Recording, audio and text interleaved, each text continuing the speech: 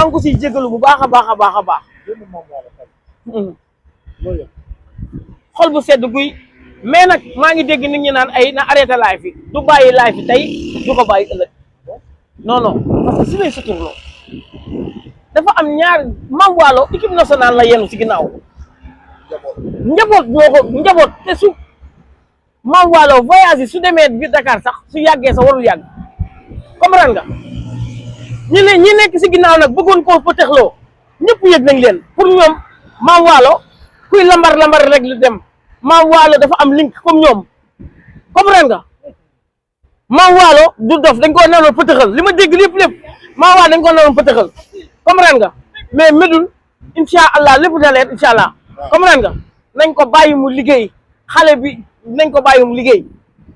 dégg naa da ngay woote beneen conférence de presse. damay woote incha allah beneen conférence de presse grâce Mame Wallo comprendre nga Médoune nañ bàyyi Mame Wallo. Mbaye am na ñoo xam ne ñu ngi lay jëw. waaw nee nañ doom jee tax nga sonnee ci nii ñëpp a ngi koy wax lii looy. non doom ji sama xarit dama ko yërëm doom ji dama ko yërëm rek du dara doom ji dama ko yërëm mama abi dama ko yërëm rek moo tax mais du dara. waaw Médoune. ay Mbaye damaa xëy gis mu génne ay sow ardo ay dolli ma caakiri. da nga doon saraxe. pour Mame Wallo. comprendre nga. waaw Mame Wallo doom ji ñu ngi siy yàq naan damay dem foofu. di yàqataan ak yooyu comprendre nga yàqataan ak yooyu nañ bàyyi yooyu comprendre nga nañ bàyyi mu loolu buñ yàq sama ànd ak Mame Wallo buñ ko yàq buñ yàq sama diggante ak Mame Wallo doom ci ba xarit la comprendre nga doom ji 10 ans nan laa koy yàqataane ëpp naa def bul tudd tur yooyu. waaw nañ ma bàyyi di ma wax yooyu di ma woo di ma wax loolu damay dof waaw damay dof buñ ma wax loolu ay waay Sénégal sonn naa si wax ji sonn naa. Sénégal ñaar nit ñuy ànd la ñuy bay. waaw billaay sonn naa waaw. yow càmmiñam nga. waaw sooy ma càmmoñ rek la barki Rasulullaay billaay walaay taalaay nañ ma bàyyi ak moom nañ ma bàyyi ak Mame Wallo fi mu nekk nii nag di ñuy waat procureur di ko xam naa si kanam tuuti. di ko kon sa xarit la léegi. sama xarit la démb mu ñaanal naa ko ñaan yu métti fi mu nekk nii ku joxoon di ko noo koy def. ku ko joxoñ barki Serigne Touba xolal dama ne di ko na bàyyi di aussi si siiru fi mu ne kuy saaga incha allah man maay récupérer saaga yooyu envoyé ko diko barke alxuraanu karim léegi employé diko laa diko may am premier employé kon Mbaye Kouthia diko waaw may Kouthia diko billahi wallahi taala employé am laa barke alxuraanu karim guy barke alxuraanu karim waatal ak oustaz Modou billahi waatal ak oustaz saaga boobu tamit est-ce que diko gis na ko non dañ maa xoolal oustaz man la saaga daf maa neex man la neex sama xarit la man la neex na ma saaga non na ma saaga mais man la saaga. mais yaa ko dugal ci réseau yi. saaga man la saaga ma dugg. mais mu ci réseau yi insulte publique la. déedéet léegi man la neex. Mbaye deful dara. defuma dara defuñu dara nañ ñu jéggal ñun maag oustaz mer na ko nag mer na.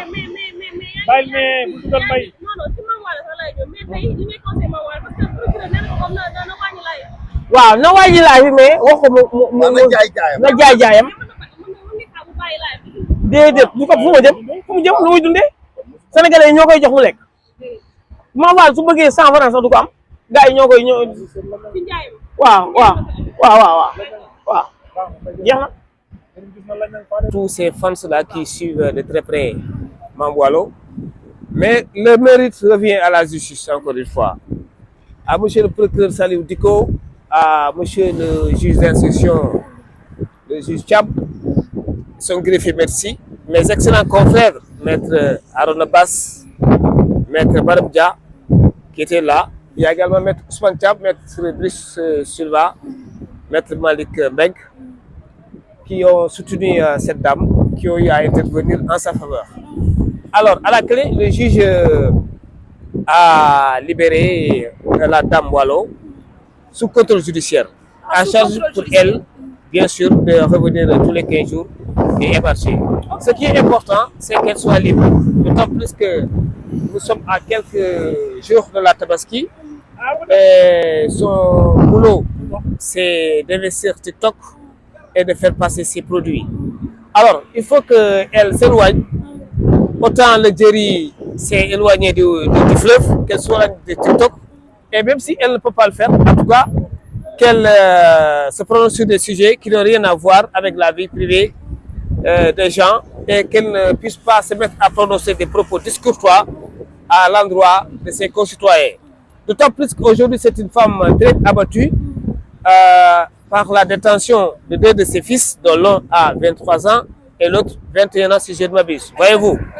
Donc, c'est des conditions très difficiles dans lesquelles elle a eu à être gardée à vue. Figurez-vous, rappelez-vous que hier, elle a bénéficié d'un retour de parquet et les conditions sont extrêmement difficiles. De la cave au commissariat de Guédiawaye, du commissariat de Guédiawaye à la cave, et c'est tout un calvaire. Mais fort heureusement, le juge a compris les enjeux de cette affaire. Il a eu un sens élevé de la politique pénale. C'est ça la justice, elle est rendue pour les hommes.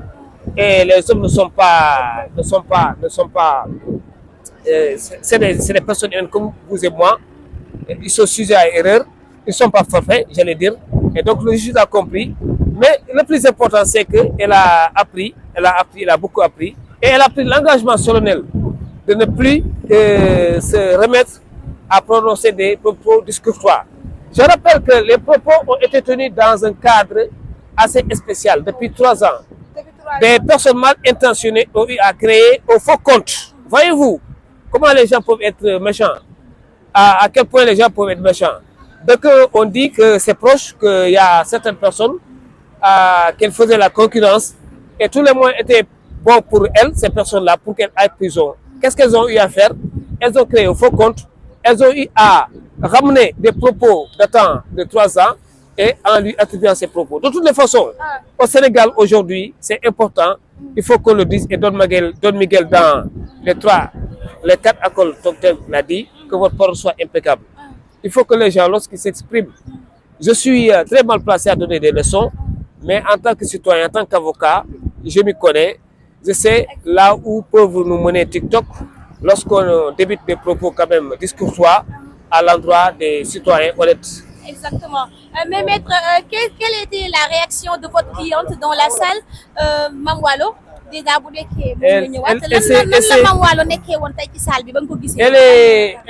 était émue à pleurer,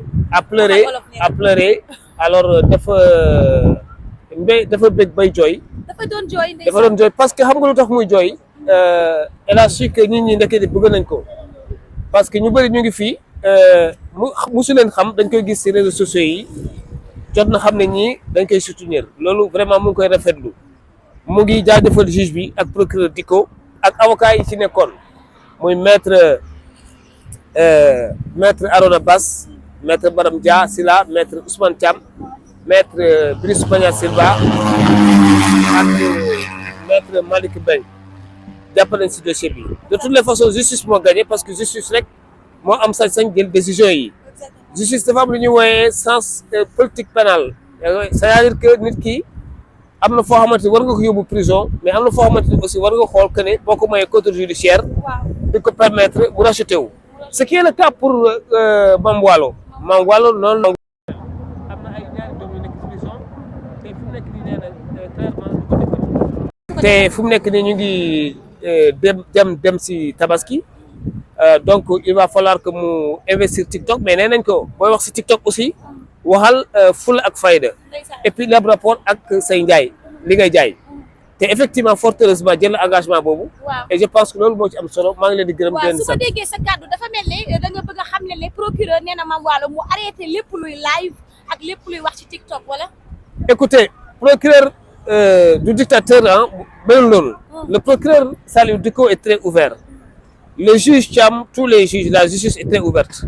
Mais la justice c'est la sagesse. Justice terewul kenn mu exprimer liberté d'opinion mais dafa ne buy investir TikTok na wax lépp loo xamante ni dafa am rapport ak li muy jaay mais bu mu nekk TikTok di waxu vie privée nit ñi wala di saaga wala di yëkkati ay kër yoo xamante ni tegidiwul loolu la procureur wax loolu la juge bi wax ñun avocat yi aussi loolu lañ ko digal parce que ay avocat la ñu du ñu nangu aussi ab citoyen nekk fii di saaga ay moromam citoyen voilà mën na def TikTok mais à condition aussi buy wax ci lii dem si li muy jaay. Voilà loolu la yoon wax te on ose espérer que dina respecter loolu en tout cas waat na que ne dina ko respecter maa ngi leen di gërëm jërëjëf